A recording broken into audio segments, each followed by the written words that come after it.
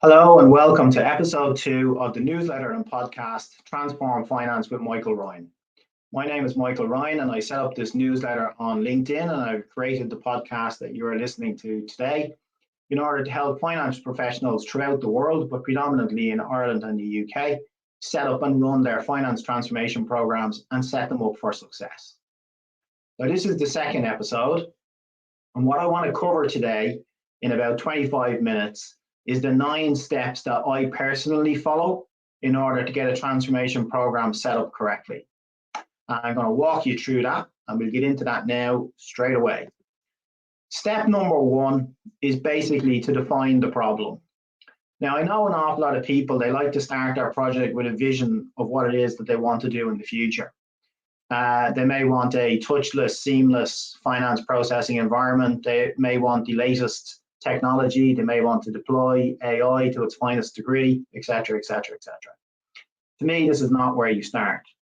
Every single project or program that I run is started by defining the problem. If we don't know why we're doing it, we'll have no idea what the best answer is, and we'll definitely have no idea at the end whether we've succeeded or not. So the first thing you have to do is define the problem, the reason, the why you're doing this. In consulting terms, this gets regularly referred to as the exam question. And basically what it aims to do at the start of the transformation program is effectively send us all back to school. Why are we doing this? Sometimes people start transformation programs because of something that happened recently. All accountants report on a periodic basis. You either report monthly or quarterly, meaning you definitely have to then report half yearly and annually. And out of these, they can be stressful events as you rush to produce the numbers. And sometimes it can go wrong, and sometimes the system can break, or sometimes the process can break, and it becomes so stressful that people think, right, okay, well, we need to change how we do this. And we need to change one of the key elements involved, either the people, the process, or the technology. And then we need to do this before somebody says, right, well, we're going to do a transformation program. Now, that to me is always just anecdotal evidence. So whenever I'm talking to people about the reason why they want to embark on something, which will take them on average at least 18 months, will most likely run to 7 figures of an investment, will involve a fantastic degree of disruption. If you did this to your own life or to your own house, you would certainly want to know the reason why you were doing it. So I ask people. So I go through a process, I identify the senior stakeholders involved, and I just basically do a very simple voice of the customer. What do we think the problem is? And as we go through step 1 in getting a transformation program off the ground, there will typically be a high-level stakeholder workshop, a meeting that takes place among people who are most directly affected by how finance operates. That can go beyond finance and involve your IT team, your procurement team, and more than just the finance team itself. But effectively, what you're trying to do is to get everybody to agree what's the problem. And you will get varying answers. You will get different shades of grey, shall we say, and you're trying to drive out a consensus. Because what you write down from this first workshop, which defines the problem, that's going to go right the way through this. It's going to go right the way through the program. So that's where we start off from. Now, during the course of these podcasts, I will occasionally refer to books, and you can go and research them yourself. There is a book that I came across many years ago when I worked for Whitbread called The Project Manager's Secret Handbook. And it's a fantastic book. It's still available. I think you can get it on Amazon. And it basically uses the phrase, it can walk like a project and talk like a project, but it isn't a project. So as you go through these 9 steps, you currently do not have a project. What you're doing is investigating whether you have a project. So invariably, we refer to this phase as a feasibility study. We're going to see whether you have a project that's justifiable to perform. So that's the first step. Can you reach a common consensus on what the problem is and articulate it? Can you actually write down in a paragraph why it is you're doing this? And you'd be surprised at how many clients actually struggle to do that. When the challenge is put down to them to actually write down and articulate what it is that they want to do versus the investment in time, the disruption to their people and the cost involved, they can balk at the prospect of actually doing the project. Maybe the problem wasn't as bad as they thought it was. That's step 1. Step 2 is to set the context. Now, I refer to this as the current operating model analysis, and it's to me where the gold dust is in every transformation program. People can get fixated on what's known as the target operating model, but the target operating model is, as the name implies, it's the future.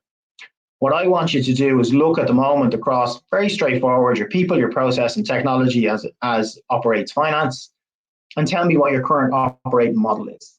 How are you currently set up and structured? How many staff do you have? What way are they divided by process? What kind of volumes are they working to? So we can actually place some context around the problem. So we started off in step one saying, this is the problem. This is driving us all nuts. We need to do something about it. We need to put that in context. So you do need to put some numbers around this. You need to lay out the landscape in which finance operates. And there's an awful lot of possibly confusion between what an operating model is and what an organization design is. The organization focuses on the people, how it's structured, what type of individuals you want, the number of staff that you need, how you need them organized, either in shared services, center of excellence, or potentially outsourced. And the operating model, the organization design is only one component of it. It fits up into it. That's the people side of it. If you think of it in simplest terms, people, when they look at a project, they always refer to the three things. How is the people, the process, and the technology impacted? And what your operating model is attempting to do, it's drawing that jigsaw for you. How is it all interconnected? What system do the people use? In my entire experience, they will not just use one, they will use several. And they will be reliant upon systems that exist within the other functions, such as procurement, customer services, IT, etc. I've never encountered a finance team that seamlessly worked from the one system for absolutely every part of the process it's responsible for. I haven't encountered it. And you're welcome to comment in the comments if you do have one which is so well run. So that's what we're trying to do. We've stated that there's a problem. The second step is to provide the context. It's what I refer to as the current operating model. And when I marry up the problem with the context, sometimes people start to find the solutions for themselves. And the reason for that is that the majority of finance functions are typically like an individual. We seldom stop and take stock of where we're at as a person or as a team. And so when we have one of these problems and we need to look at it, we suddenly start to look inward. We start to look at how we're organized, how we're structured, what tech we're reliant upon, what process we follow, what are the challenges we face. And that analysis of where we're at, rather than being fixated on where we want to be, will sometimes leave you with the answer to your original problem in step one. So potentially you don't have a transformation program by the time you've finished analyzing the second step in my 9-step approach. I'm going to move on to the third step. The third step is what I refer to as validation. So the first one, define the problem as far as your stakeholders were concerned. The second step, put that into context with regards to your business.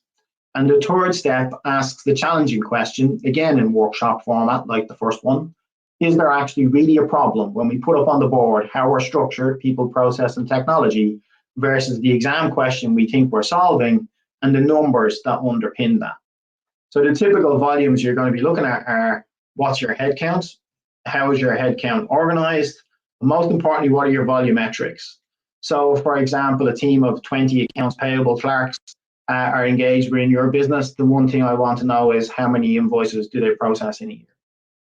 This is where we start to see, is the size of your problem, which may have flared up at month end or quarter end, actually really seriously a problem when stated within context?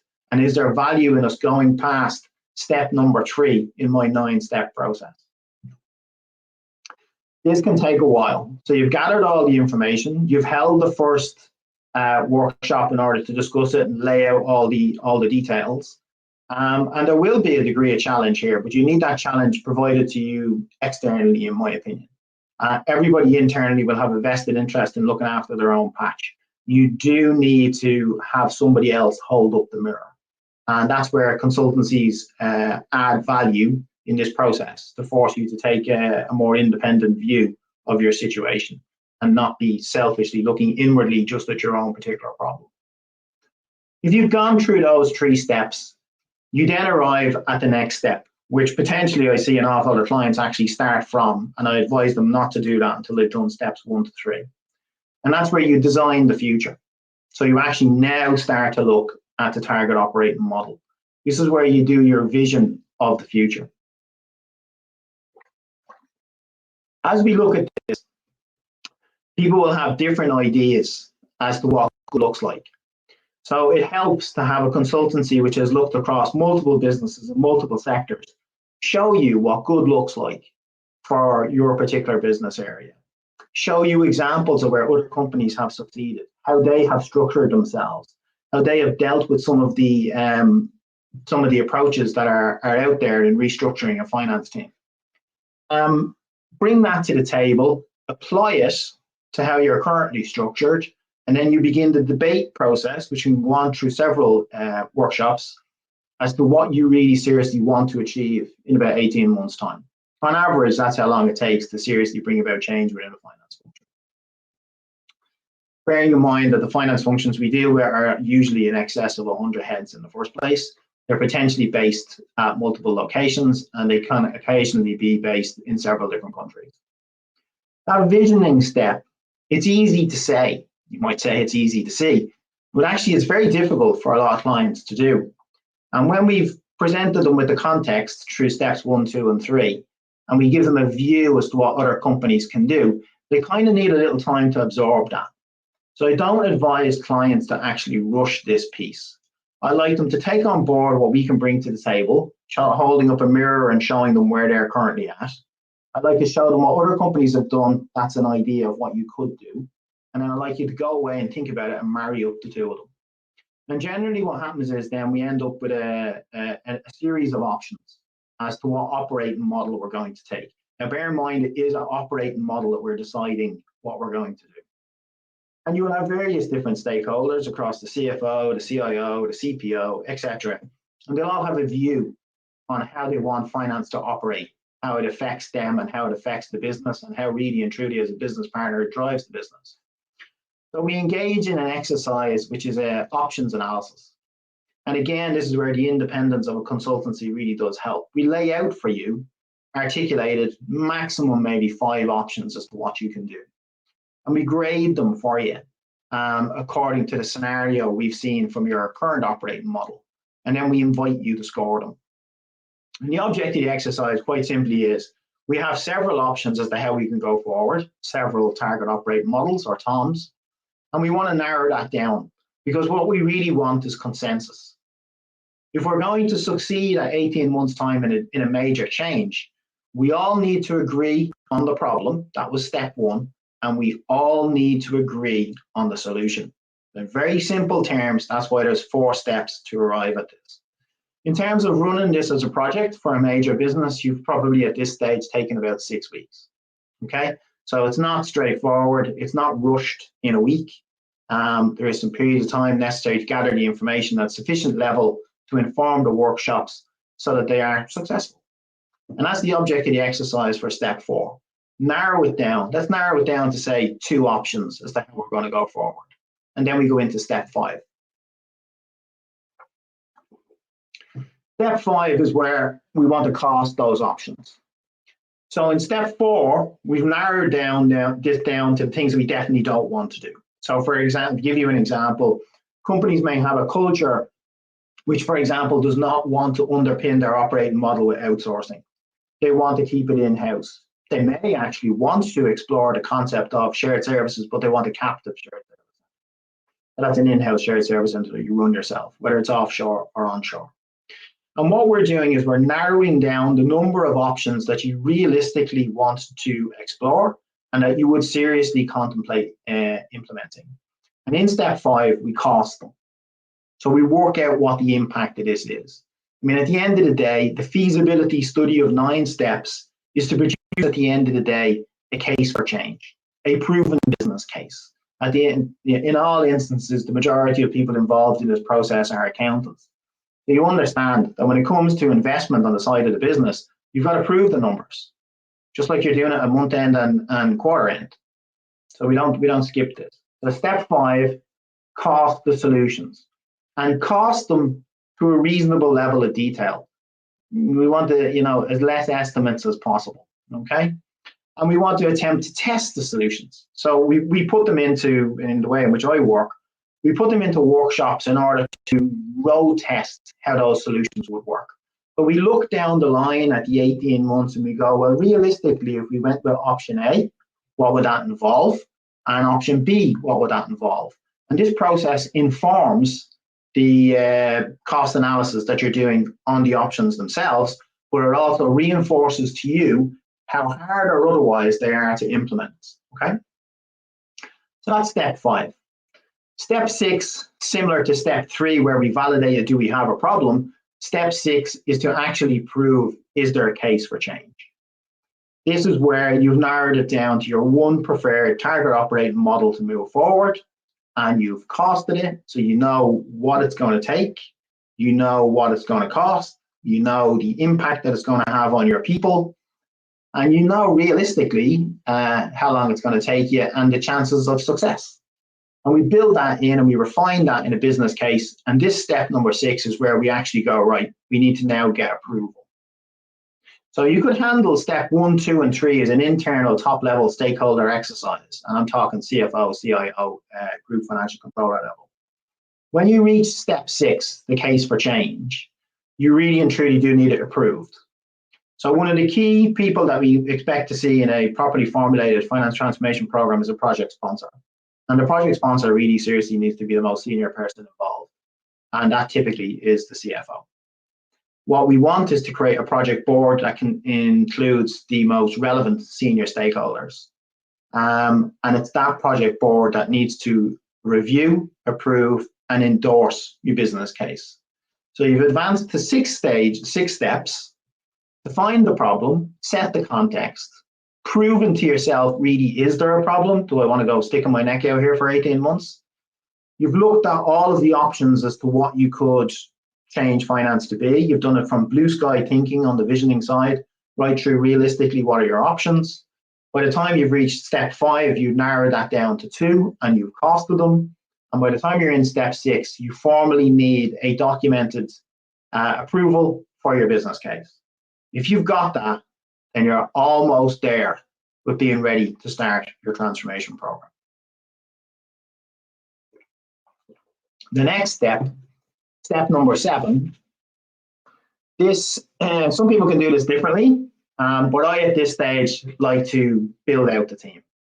So really, I think the most important hire, once you're set internally as to who your project sponsor is and you have your project board, the person who's going to lead this program, the leader of the transformation program, is the most important hire you're going to make.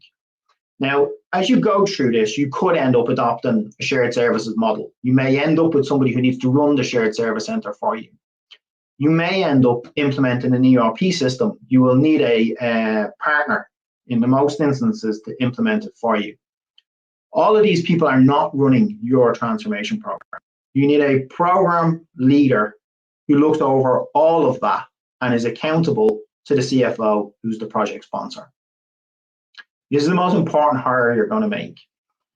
People can default this hire internally.